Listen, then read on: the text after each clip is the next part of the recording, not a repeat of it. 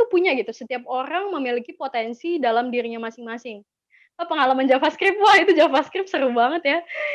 JavaScript seru banget dan susah menurut saya. Jadi gimana caranya kita tuh menemukan potensi yang ada di diri kita. Alhamdulillah kemarin saya jadi, mahasiswa terbaik se sekelas gitu, kebetulan kelasnya orang-orang internasional juga.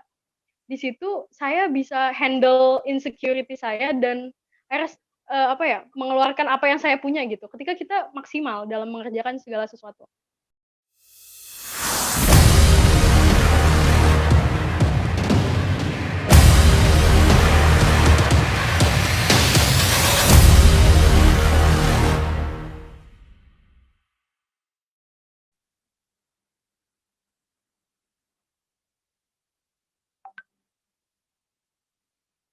Jadi teman-teman, mungkin Kak Dindanya sinyalnya lagi buruk banget, lagi gangguan jaringannya Kak Dinda. Mungkin kita tunggu aja ya. Mungkin dari beberapa teman-teman yang mau menyampaikan pertanyaan bisa nih sekarang tulis aja di kolom chat dan kirimkan pertanyaan-pertanyaan kalian. Jadi nanti waktunya Q&A kita bisa langsung nih tanya-tanya langsung ke Kak Adinda. Kalian udah banyak menguasai bahasa asing belum nih? Yang mau tadi kuliah ke luar negeri, belajar ke luar negeri, belajar terus bekerja ke luar negeri, udah pada bisa belum nih bahasa asingnya selain bahasa Inggris ya? Mungkin ada, baru proses Kak, belum Kak. Nggak apa-apa kita belajar bersama-sama, kan kita juga sekarang lagi cari ilmu bersama Kak Syifa Dinda Negara yang emang kebetulan juga sedang belajar nih 9 bahasanya. Masih belajar, baru proses, sama kok aku juga amin, aku doain juga semoga semuanya lancar berbahasa asing ya. Jadi kita tunggu aja ya Kak Syifanya, Kak Adindanya sambil ngomong-ngomong dulu nih. Tuh, amin, amin. Semoga kita bisa ketemu nanti yang mau ke Jerman, kita ketemu di Jerman. Aku kerja di Jerman siapa tahu kan, terus nanti kita ketemu ternyata kita klien kan, keren banget. Terus siapa tahu teman-teman di sini ternyata jadi idol K-pop kan, terus aku datang ke konsernya kan, keren banget. Nanti langsung sapa, oh ini Kak Hanifa ya, oh ini kamu ya datang juga di EduShip, ih keren banget. Kita tunggu sabar aja ya teman-teman.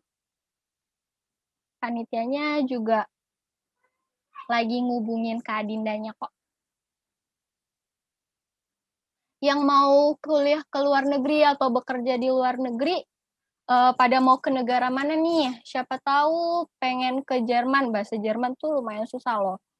Korea, aduh, suka opa-opa nih kayaknya. Jepang, oh, konnichiwa, Australia, aduh deket tuh. Turki, Prancis, Jepang, aduh banyak banget. Kebanyakan Jepang, Korea, dan Jerman ya, kenapa ya ini? Nggak ada yang mau ke Brazil gitu atau ke Kazakhstan, nggak ada yang mau jauh-jauh gitu. Australia Kak, Belanda Kak, S3 hukum, amin. Spanyol bahasanya susah loh. Uzbekistan, Inggris, belajar bahasa Inggris ya. Mesir kira-kira belajar apa nih teman-teman bahasanya? Bahasa Mesir, bahasa Arab ya? Banyak banget. Prancis bahasanya gimana ya teman-teman? Prancis gimana ya? Bonjour. Oh, bonjour. Bener kan? Aku udah lumayan cari-cari. Ada yang mau ke Belanda? Kalau Belanda gimana ayo? Belanda gimana Belanda? Saudi Arabia. Assalamualaikum. Mau ke Cina, Kak. Sheshe. Ya ampun, aku juga cuma tahu dikit-dikit aja, teman-teman. Banyak banget ya yang muncul, kita sabar aja ya nunggu Kak Dindanya. Panitia juga lagi ngubungin kok. Assalamualaikum. Oh, waalaikumsalam Kak Dinda. Iya, maaf ya teman-teman, tadi sempat terputus karena koneksinya. Mohon maaf, Iya, koneksinya Kak. tadi terputus. Nggak apa-apa, Kak. Maaf ya, lanjut tadi. Iya, Kak, boleh lanjut. Maaf banget teman-teman. Oke, kita lanjut lagi ke tadi bahasa Spanyol. Jadi bahasa Spanyol yang senang berkenalan dengan Anda itu un placer de conocerle. Nah, jadi ketika kita bisa nih ngomong gitu kan. Keunggulan orang Indonesia tuh mulutnya tuh bisa kemana-mana gitu. Maksudnya bisa kemana-mana. Apa bisa ke berbagai bahasa lah gitu. Termasuk salah satu itu un placer de conocerle. Kan untuk kita mengucapkan huruf itu nggak susah gitu. Tapi untuk orang asing yang lain tuh mungkin bingung gitu kan. Gimana sih ini cara ngucapinnya gitu. Jadi memang alhamdulillah kita bangga banget sih jadi orang Indonesia gitu. Jadi bisa belajar bahasa apapun, kita harus bersyukur dan kita kembangkan lagi gitu potensi kita, terutama untuk yang pengen belajar bahasa asing. Gitu Kak. Mungkin ada pertanyaan dari Kak Hanifah? Kak, boleh aku langsung tadi waktu Kak Dinda sempat jaringannya buruk dan sempat keluar dari room Zoom, aku udah ngajak nih teman-teman milenial yang ada di sini buat nyampein pertanyaan-pertanyaannya di kolom chat, Kak. Boleh aku mulai ke Q&A dari para Boleh peserta? silakan. Masih ada 5 menit ya, teman-teman. Iya, boleh. Ini Kak, dari Roger Gunawan. Mungkin Kak Operator bisa hidupin mic dari Kak Roger Gunawan. Oke. Selamat siang Kak. Iya, selamat siang, sore. Selamat Kak sore Kak Roger. Adinda. Iya, sore Kak Perkenalkan, Roger. nama saya Roger Gunawan, asalnya Mohon maaf dari ini DKI ganggu Jakarta. putus-putus ya. Halo? Oh, putus-putus ya Kak. Halo Kak. Ya Kak. Dengar nggak, Kak? Ya. Oke. Halo? Halo Kak. Iya. Kak Dengar nggak Hanifah? Kak? Halo Dengar. Kak. Kak Roger? Dengar nggak Kak? Atau mohon maaf, boleh ditulis aja nggak pertanyaannya ya? Soalnya ini putus-putus. Oh iya, bentar ya Kak. Maaf ya Kak Roger, nggak Iya. bisa langsung nyampein. Oh, nggak apa Kak. Nggak apa. Halo? Halo Halo. Kak. Kak. Masih bisa dengar nggak Kak? Iya Kak Roger. Halo, perkenalkan nama saya Roger Gunawan. Saya ingin bertanya. Ya. Saya ingin bertanya Kak. Kan selama ini kan Kakak dulu belajar bahasa asing itu. Nah, pertanyaan saya ini ada 3. Pertama itu Kakak belajar bahasa asing itu membutuhkan waktu berapa lama untuk mempelajarinya Kak? Itu pertanyaan pertama. Terus Mohon maaf Kak Roger, tidak terlalu terdengar ya, putus-putus. Saya dengar depannya tadi selama ini Kakak belajar itu sampai situ. Ya, sama ini Kakak belajar bahasa asing itu membutuhkan waktu berapa lama Kak? Terus pertanyaan kedua. Halo? Halo Kak. Kak Dinda. Iya. Kalau Kak Dinda dengar suara Kak Hanifah? Kak Dinda dengar suara Hanifah? Sama putus-putus juga, sepertinya koneksi saya yang kurang bagus ya. Mungkin teman-teman nggak putus-putus ya. Coba boleh sekali lagi, mohon maaf.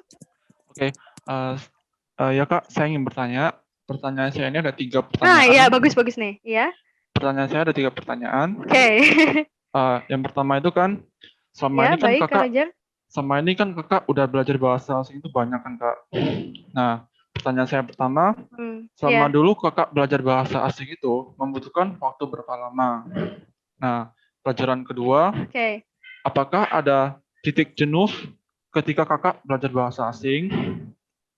Terus pertanyaan ketiga, dulu Kakak itu benar-benar belajar bahasa asing itu secara otodidak Kak, atau menggunakan aplikasi lain? Kalau misalnya menggunakan aplikasi lain, itu boleh nggak Kak kasih gimana ya, panduan gitu atau semacam aplikasi supaya kita bisa belajar juga dari Kakak?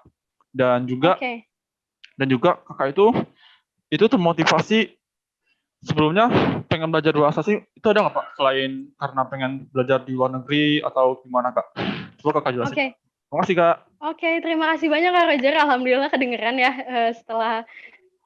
Ya, terima kasih juga. Terima kasih banyak atas pertanyaannya. Ini saya sudah catat ada tiga ya pertanyaannya. Jadi yang pertama, berapa lama gitu? Berapa lama belajar bahasa asing? Kebetulan untuk bahasa Inggris saya belajar itu 6 bulan belajar bahasa Inggris. Waktu pertama kali masuk pesantren dari nol, mungkin saya hanya tahu dasar-dasar aja ya waktu saya kecil berbicara dengan ibu saya gitu menggunakan bahasa Inggris, tapi benar-benar basic banget.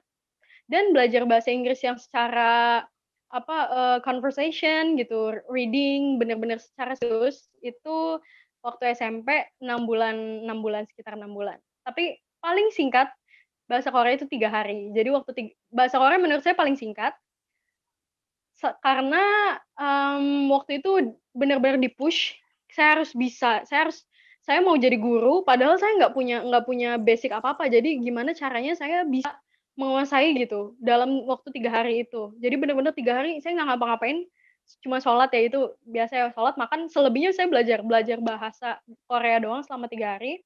Itu paling cepat teman-teman. Jadi bisa kok teman-teman nggak usah takut, seperti saya waktu dulu takut banget gitu. Jadi terutama, Kak Roger, bisa belajar bahasa bisa hanya dalam 3 hari, tapi itu tidak termasuk huruf gitu. Huruf-huruf khususnya, misalkan kalau Korea kan pakai Hangul ya.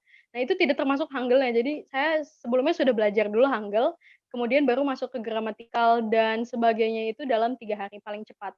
Paling lama itu, mungkin yang sekarang masih saya belajar banget itu ya Rusia, Jerman, dan Perancis karena Spanyol juga. Karena memang menurut saya itu paling susah ya untuk dipelajari, jadi masih sampai sekarang sebenarnya semua bahasa saya masih belajar, tapi itu paling lama sih menurut saya ya. Karena saya tidak pernah langsung ke negaranya, alhamdulillah kan kalau Korea sudah pernah, tapi kalau untuk yang lainnya kan belum pernah langsung gitu ke negaranya dan hanya, hanya ngobrol gitu sama teman-teman dari situ gitu. Jadi masih agak lama sih kalau misalkan untuk yang Rusia, Jerman, Prancis, tapi kalau misalkan ada tekad nih seperti saya waktu belajar bahasa Korea, kalau teman-teman ada tekad bisa kok, bisa, cepet juga bisa gitu. Paling cepet bisa 3 hari, insya Allah bisa. Kalau misalkan ditekadin ya, paling cepat 3 hari. Paling lama bertahun-tahun.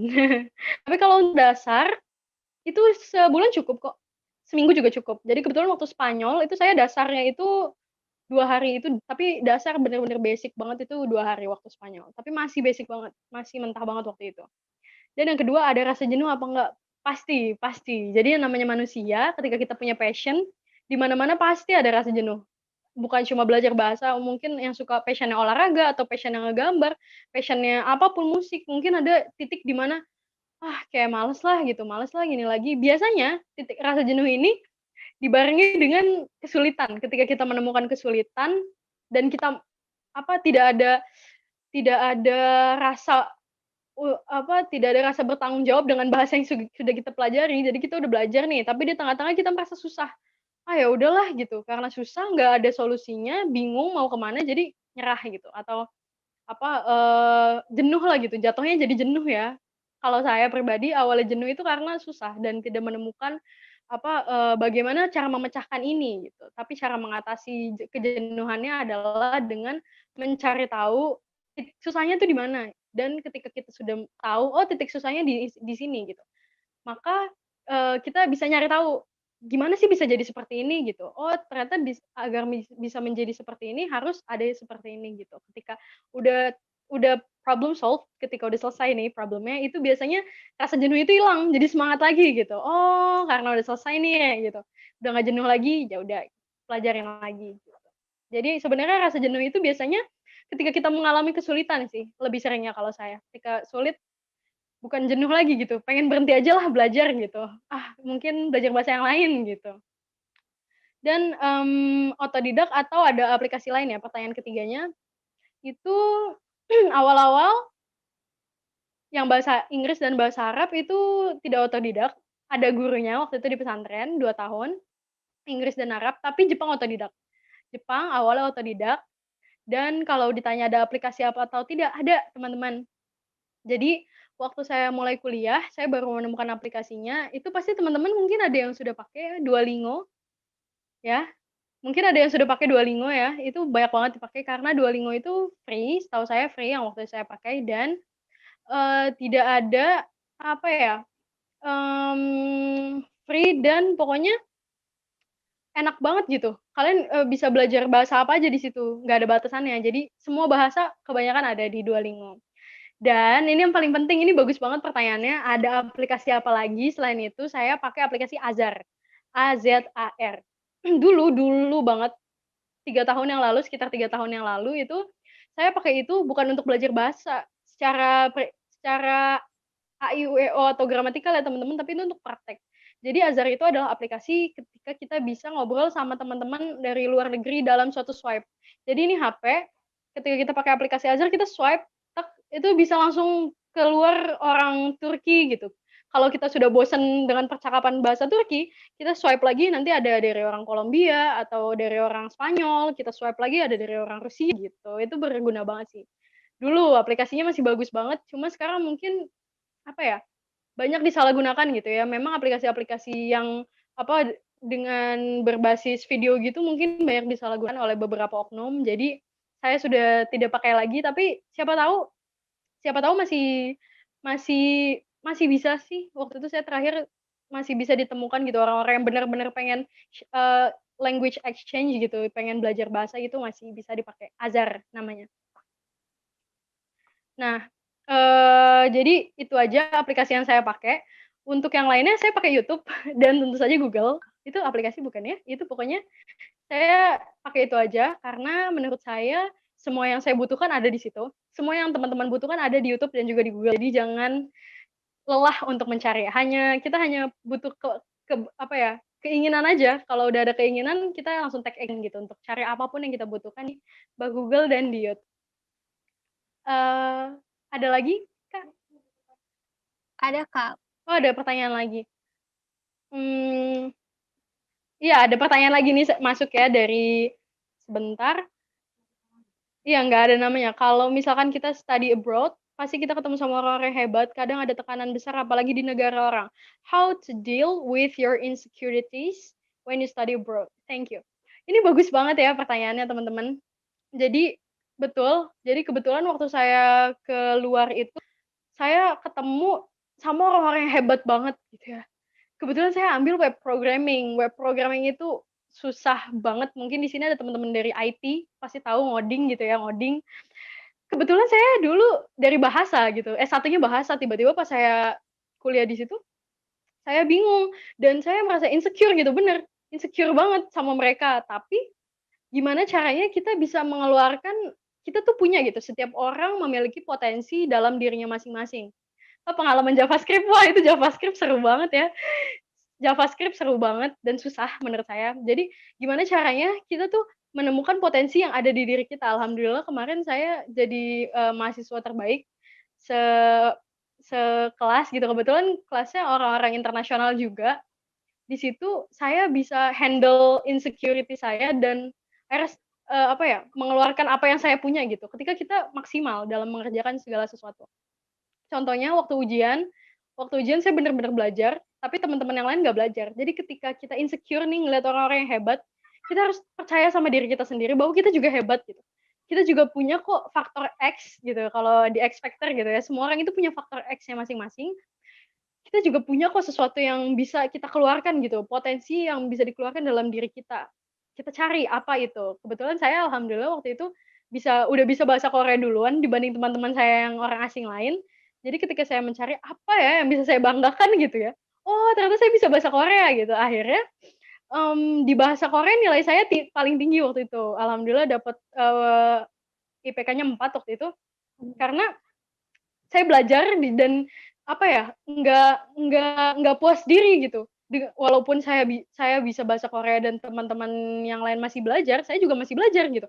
Jadi nggak menyepelekan, "Ah, sepele lah," gitu, "saya mah udah bisa," gitu, "Mah nggak bisa," nggak kayak gitu. Tapi gimana caranya mereka tuh karena mereka pasti akan belajar lebih giat daripada saya, bagaimana saya bisa belajar lebih giat lagi daripada mereka. Oh, jadi saya belajar, alhamdulillah ujian dapat nilai tinggi, dan nilai itu bisa bikin kita makin percaya diri kan teman-teman. Itu menghandle insecurities adalah mencari tahu potensi apa yang spesial dari diri kita, dan ketika kita sudah mencari itu, udah ketemu nih potensi apa nih yang berbeda, yang membedakan kita dengan mahasiswa internasional lainnya gitu, atau dengan orang lain. Baru kita gali lagi, gali potensi kita, dan ditekuni gitu, nggak langsung udah gitu aja, udah lepas aja, saya mah udah bisa, mereka mah nggak bisa, nggak gitu. Jadi dipelajarin. Ada lagi Kak Hanifah? Terima kasih banyak ya pertanyaannya tadi. Oh, ada lagi nih, Kak Hanifah ini masuk lagi ya. Iya, Kak, dari satu manajer lagi. saya. Mending belajar ngomong dulu apa grammarnya belakangan, soalnya kebanyakan bule-bule nggak pakai grammar, Kak. Betul. Jadi termasuk sih bule manapun gitu, kebanyakan nggak pakai grammar. Seperti kita juga orang Indonesia kan kadang ngomongnya nggak pakai grammar kan. Kita nggak pernah ngomong, mengapa anda memakai itu, kan kita nggak pakai gitu kan. Kenapa kamu pakai itu gitu. Jadi emang grammar itu belakangan, tapi grammar yang kita butuhkan adalah grammar untuk menyusun katanya itu. Menyusun katanya itu butuh banget, tapi yang pertama apa tadi pertanyaannya, ngomong dulu apa grammar dulu? Menurut saya pribadi, grammar untuk menyusun kata terlebih dahulu. Karena ketika kita nggak tahu cara nyusun katanya, ketika kita nggak tahu nempatinnya gimana, nggak bisa ngomong dong, teman-teman, ya nggak sih? Tapi kalau grammar yang lebih deep-nya lagi, lebih dalamnya lagi, itu bisa nantilah belakangan setelah kita udah bisa ngomong sedikit-sedikit. Jadi menurut saya sih tidak ada yang mana dulu, tapi dipelajarin step-nya itu memang wajib grammar dulu. Ketika kita bisa, praktek ngomong, bisa sedikit ngomong, jadi dibarengi. Jadi semuanya ada sama-sama gitu, sama-sama. Grammar bisa dikit, praktek. Grammar bisa dikit, praktek gitu. Tapi kalau misalkan udah jago banget dan menurut kalian, orang asing ini ngerti kalau saya ngomong nggak pakai grammar, karena memang kebanyakan nggak pakai grammar di Korea aja teman-teman. Sebenarnya kalau udah ngomong langsung atau ngomong pakai teks, itu kita nggak pakai yang tadi saya bilang subjek itu nggak pakai. Jadi 나 밥 먹고 싶어. 나 밥 먹고 싶어. itu yang non formal ya. Harus ya. 저는 밥을 먹고 싶어요. Itu non formal ya. Tapi ketika kita udah ngobrol bener, nggak pakai grammar. Tapi kita harus bisa pakai grammar. Kenapa? Karena itu dibutuhkan ketika kita harus presentasi atau kita harus ketemu sama orang yang lebih tua di atas kita, atau kita diwajibkan menggunakan grammar. Karena kalau kita nggak bisa, dia ngomong sehari-hari jago nih, kenapa presentasi nggak bisa gitu kan. Ya itu, karena itu salah satunya, karena kita tidak membiasakan pakai grammar, karena grammar itu pasti dibutuhkan walaupun di sehari-harinya kadang nggak dipakai, seperti itu. Ya. Bagaimana Kak Hanifah? Makasih banyak Kak atas jawaban-jawabannya. Sebenarnya pertanyaannya itu banyak banget, tapi aku Hanifah ngambil yang mirip-mirip gitu Mbak, gitu Kak. Jadi ada yang mirip. Iya, boleh Kak. Satu gitu, tadi kayak gitu. Jadi mungkin itu aja pertanyaan-pertanyaannya Kak. Makasih atas jawaban dan ilmunya. Hanifah boleh nggak Kak sama-sama nyimpulin dikit dari apa yang udah Kakak sampaikan hari ini? Silakan, terima kasih banyak Kak Hanifah. Iya Kak. Jadi teman-teman, apa sih yang membuat kita tuh harus banget untuk belajar bahasa di luar bahasa Indonesia ini? Karena dengan mempelajari bahasa asing, kita itu bisa merasakan bahwa dunia itu milik kita. Kita nggak perlu takut untuk ke luar negeri dan di sana nanti nggak cocok sama budayanya, nggak cocok sama orangnya, takut bergaul. Itu kita nggak perlu takut karena kita sudah menguasai bahasa-bahasa asing itu. Dan yang kunci pertama untuk kita bisa lancar belajar bahasa asing itu adalah praktek. Jadi jangan takut untuk mempraktekkan, jangan peduli apa yang orang lain katakan kayak, sok Inggris kamu, sok Korea kamu, sok-sokan gitu. Grammarmu salah, jangan pedulin mereka, karena ini kemauan kita, ini keinginan hati kita yang ingin menambah ilmu, jadi jangan pedulikan kata orang lain. Ada beberapa hal yang harus kita perhatikan dalam belajar bahasa nih, yang dikasih oleh Kak Adinda.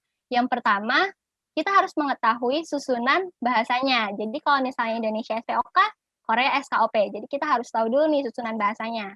Terus jangan lupa vocab dan pelajari kosakatanya. Setelah itu kita harus mengetahui ada nggak sih partikel dalam bahasa itu. Misalnya Korea ada atau ada rule.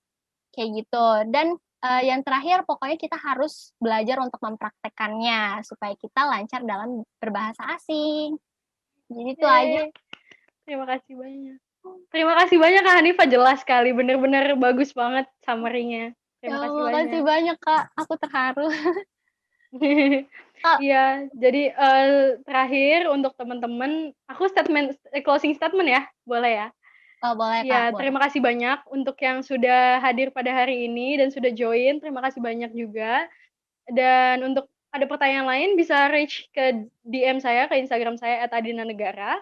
Terus jangan patah semangat walaupun dalam kondisi pandemi seperti ini ya, dalam kondisi corona, ada corona di luar, dan untuk tetap stay at home kalau misalkan nggak ada kepentingan yang sangat mendesak gitu. Jadi tapi tetap stay at home, tapi tetap berkreasi dari rumah. Sekian dari saya, jangan lupa mumpung stay at home, kita bisa sambil belajar bahasa itu enak banget. Jadi biar nggak bosen dan biar nggak buang-buang waktu atau hanya main aja gitu atau nonton aja, tapi kita tetap sambil belajar bahasa karena itu asik banget belajar bahasa sambil dibarengi dengan refreshing. Terima kasih.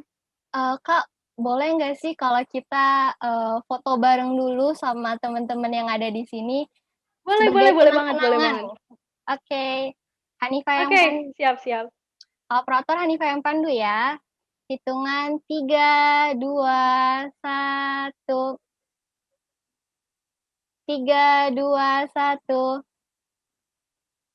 3, 2, 1. Oke Kak, makasih banyak Kak. Terima kasih juga sudah mengundang saya hari ini, terima kasih banyak. Oh ya Kak. Terima kasih banyak. Boleh nggak nih Kak, kan karena acara CIMB Eduship Forum 2020 ini tuh juga mengajak donasi pemuda-pemuda di Indonesia ini untuk membantu adik-adik kita yang sekarang itu kesusahan banget buat melanjutkan pendidikan yang online nih Kak, daring kan susah banget ya Kak kalau nggak punya gadget. Nah makanya kita buka donasi Kak. Mungkin Kak dari Kak Dinda bisa sekalian ngajak juga nih Kak untuk berdonasi dari Kakak. Oke, teman-teman, yuk kita bantu teman-teman kita yang kurang beruntung karena alhamdulillah kita sekarang masih bisa berkomunikasi di sini, kita masih bisa mengakses internet, kita masih punya banyak fasilitas yang bisa kita gunakan, tapi banyak teman-teman kita terutama yang di pelosok yang tidak memiliki akses dan tidak memiliki kesempatan yang kita miliki seperti itu. Jadi, yuk mari kita ikutan berdonasi. Sisihkan semampu kalian dan seikhlas kalian, tapi tetap ini diniatkan untuk teman-teman kita yang memang kurang mampu dan juga kurang beruntung, dan semoga Allah membalas apa yang sudah kita keluarkan karena tidak ada yang percuma teman-teman. Ketika kita memberi, maka kita akan mendapatkan apa yang kita berikan itu kembali, dan itu benar adanya karena saya juga mengalami itu. Jadi ketika kita memberi, kita tidak kehilangan. Misalkan kita donasi 100.000, itu 100.000-nya hilang teman-teman, tapi akan kembali lagi lewat jalan yang kita tidak tahu, lewat jalan yang mungkin tidak berupa uang, seperti itu. Jadi tidak usah merasa beban atau merasa nanti uangnya hilang gitu, enggak seperti itu, karena insya Allah akan kembali lagi. Yuk, mari kita bantu saudara-saudara kita yang membutuhkan. Masya Allah, benar banget dari kata Kak Dinda. Jadi teman-teman jangan lupa ikut berdonasi bersama CIMB Eduship Forum 2020 ini.